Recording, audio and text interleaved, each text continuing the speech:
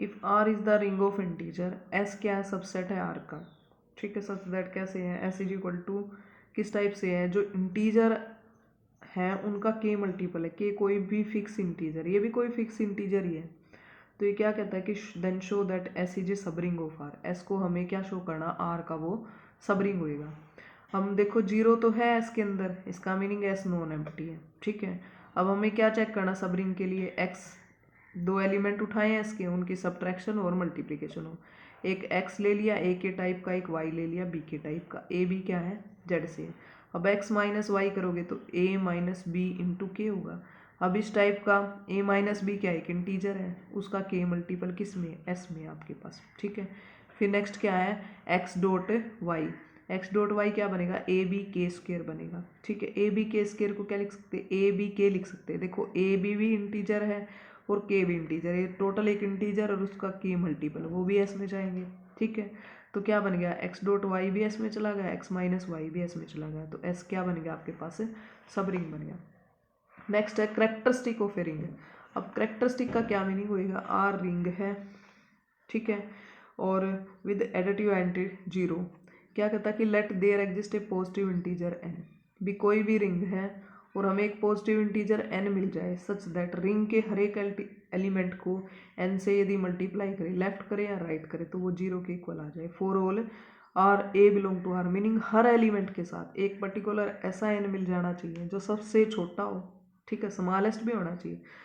10 such an is a smallest, सबसे छोटा N मिल जाए जिसकी रिंग के हर एक एलिमेंट के साथ मल्टीप्लाई करने से वो जीरो आ जाए, तो वो एन क्या बनेगा, उस रिंग आर की करेक्टरिस्टिक बनेगा। अब ऐसा कोई एन ना मिले, meaning if there exist no such positive integer, भी ऐसा कोई पॉजिटिव इंटीजर है ही नहीं कि भी जिसकी रिंग के एलिमेंट से मल्टीप्लाई करें वो जीरो आए, तो करेक्टरिस्टिक क्या हो जाएगी उस रिंग की, या तो जीरो होगी या इनफाइनाइट करेक्टरिस्टिक होगी, ठीक है। जैसे for example the characteristic of the ring of integer and rational number. अब इंटीजर का सेट क्या होता है आपके पास, 0 1 2 डैश -1 -2 अप टू डैश। अब इसमें से कोई भी मान लेते, कोई भी इंटीजर एन उठाओ, उसकी 2 के साथ भी रिंग के हर एलिमेंट से साथ मल्टीप्लाई करें, जीरो आए, ऐसा कोई मिलेगा ही नहीं हमें। ऐसे ही रैशनल नंबर का कोई नहीं मिलेगा एक ऐसा एन। अब नेक्स्ट क्या एग्जांपल उठाया कि एस लिया हमने, 0 1 2 3 4 5 एडिशन मॉडल और मल्टीप्लिकेशन मॉडल ऑफ 6। अब इसमें देख रहा है ये क्या कहता है कि इस रिंग की जो करेक्टरिस्टिक है वो 6 होती है। क्यों 6 होती है, भी ये क्या कहता है कि 6 के साथ मल्टीप्लाई करने से है ना, रिंग का हर एलिमेंट जीरो हो जाता है। भी 6 के साथ की और 6 की मॉडल है, भी 6 से डिवाइड करोगे जीरो, ऑब्वियस बात है सारे जीरो हो जाएंगे। इसका मीनिंग हम ये कह दें कि जेड एन टाइप की जो रिंग होती है उसके हर एलिमेंट को यदि एन से मल्टीप्लाई करें ना तो वो जीरो हो जाएगी। इसका मीनिंग जेड एन टाइप के रिंग की करेक्टरिस्टिक क्या हो जाएगी, एन करेक्टरिस्टिक होगी आपके पास, ठीक है। फिर नेक्स्ट थोरम है, वेरी इंपॉर्टेंट थोरम।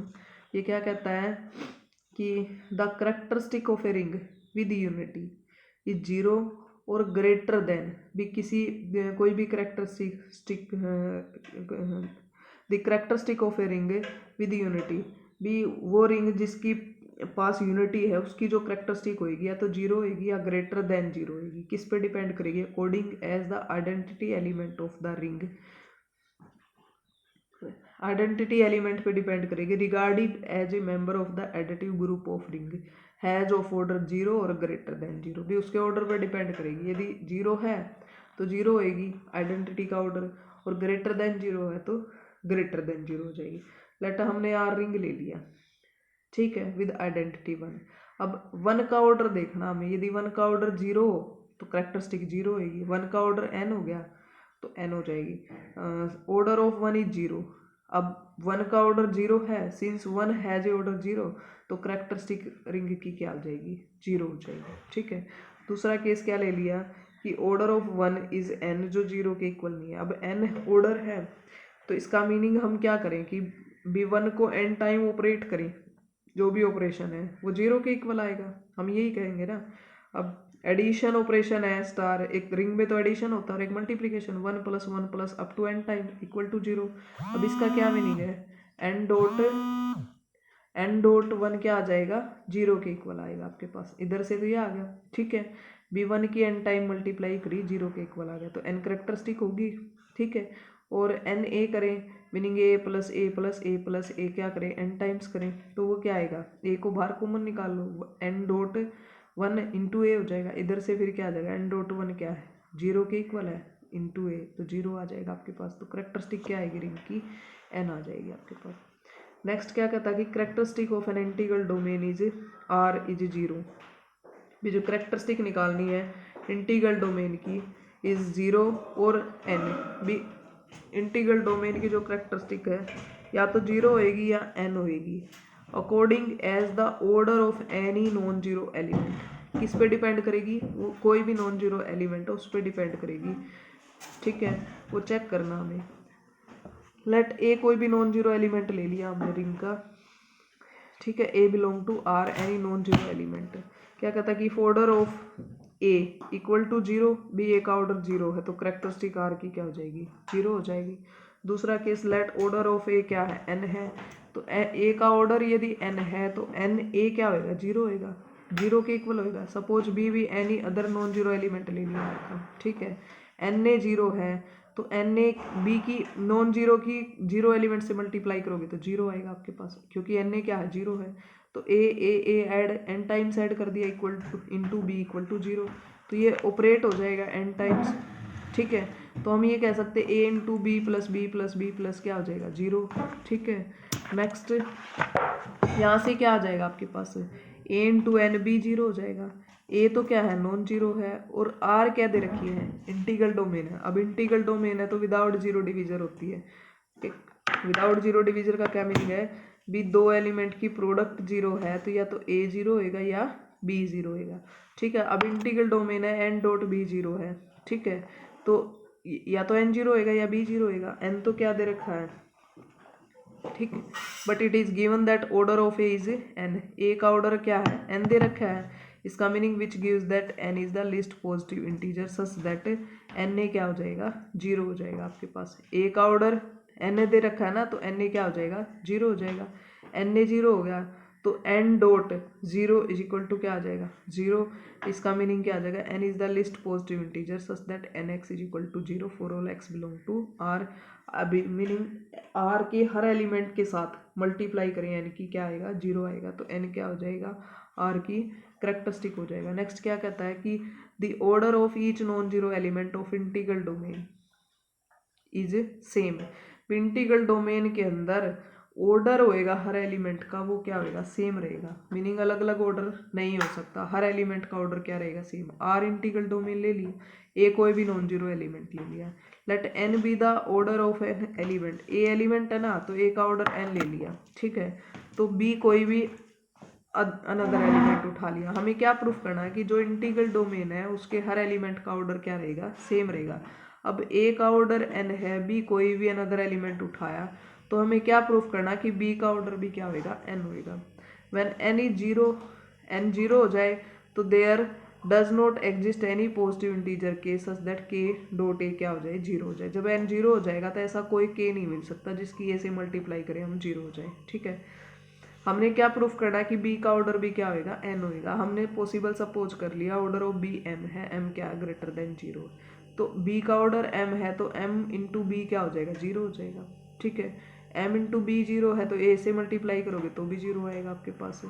इसका क्या मीनिंग है, एम बी का, बी एम टाइम्स एडिशन है इक्वल टू 0, तो ये क्या आ जाएगा, a b a b a b m times आ जाएगा, a m times addition, b बाहर काट लिया, m a into b equal to 0।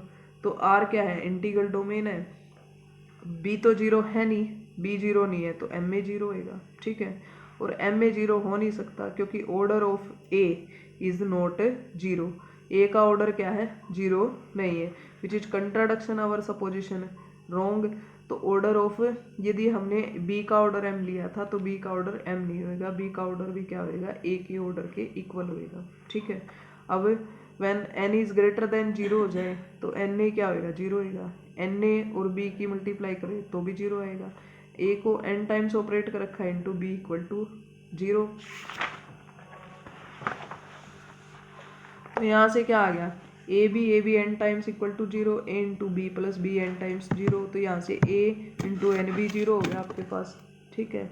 A into N भी जीरो हो गया। आर क्या है, इंटीग्रल डोमेन है, ए जीरो नहीं है तो क्या हो जाएगा, एन भी जीरो हो जाएगा। एन भी जीरो होते बी का ऑर्डर क्या हो गया, लेस देन इक्वल एन हो गया।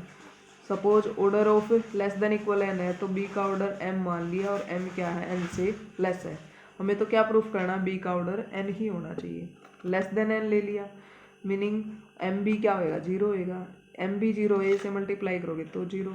ठीक है, तो a into b plus b m times zero, a b m times zero हो जाएगा। A plus a m times into b zero, तो एम में इंटू बी जीरो। तो यहाँ से क्या आ गया, आर इंटीग्रल डोमेन है तो बी जीरो नहीं है तो एम में जीरो हो जाएगा। यहाँ से तो ए का ऑर्डर भी लेस देन इक्वल एम आ गया। तो यहाँ क्या आ गया आपके पास, n is less than equal to m which is not possible, क्योंकि ए का ऑर्डर क्या है, एन लिया था हमने। तो बी का ऑर्डर भी जो आपने लेस देन एम एन लिया है वो पॉसिबल नहीं होएगा। बी का ऑर्डर क्या हो जाएगा, एन हो जाएगा। नेक्स्ट क्या आपके पास, prove that the characteristic of an integral domain is either zero or a prime number. अभी किसी भी इंटीग्रल डोमेन की जो करेक्टरिस्टिक है या तो वो जीरो होएगी या कोई भी प्राइम नंबर होएगी। लेट आर इंटीग्रल डोमेन है, ए कोई भी नॉन जीरो एलिमेंट ले लिया। If order of A zero तो करेक्टरिस्टिक ऑफ आर क्या होगी, जीरो हो जाएगी। रिजल्ट इज प्रूव, कुछ प्रूव नहीं करना आपने, जीरो वाला केस तो हो गया फॉलो। अब order of a is p, p not equal to zero, इसका मीनिंग क्या है, करेक्टरिस्टिक ऑफ आर क्या होगी, पी हो जाएगी। We shall prove that p is a prime number, p को हमें प्राइम नंबर प्रूव करना। Let it possible, p prime नहीं है, कंपोजिट नंबर है। अब कंपोजिट नंबर है तो दो फैक्टर की फॉर्म में आएगा, p one into p two. अब आर क्या है, इंटीग्रल डोमेन है, ए क्या आपके पास नॉन जीरो है, तो ए स्क्वायर को क्या लिख सकते हैं, a dot a not equal to zero. A square is non zero member R का। ऑर्डर ऑफ ए स्क्वायर भी क्या होएगा, पी होएगा। Order of a square p है, इसका मीनिंग पी ए स्क्वायर क्या होगा, जीरो होएगा। पी की वैल्यू क्या, p one p two a square zero हो जाएगा। ठीक है, p one p two a square क्या होगा, जीरो। तो यहाँ से p one a p two a zero हो जाएगा। तो इंटीग्रल डोमेन है, either p one a zero होएगा और पी टू ए क्या हो जाएगा, जीरो होएगा। ठीक है, तो यहाँ से क्या आ गया आपके पास, बट ऑर्डर ऑफ ए क्या है, पी है, तो इस केस से क्या आएगा, पी वन क्या है, पी से भी ग्रेटर पी टू से भी ग्रेटर। कंट्राडिक्शन हो गया यहाँ से, तो पी वन आया ऑर्डर या पी टू आया है, बट पी क्या है, पी वन और पी टू दोनों से बड़ा है। तो ऑर्डर ऑफ ए क्या दे रखा, पी दे रखा। तो जो आपने सपोज किया था वो कंट्राडिक्ट कर गई बात। तो अवर सपोजिशन इज, क्या सपोज किया था, पी इज कंपोजिट नंबर होएगा, वो रॉन्ग हो जाएगा, P is a prime number.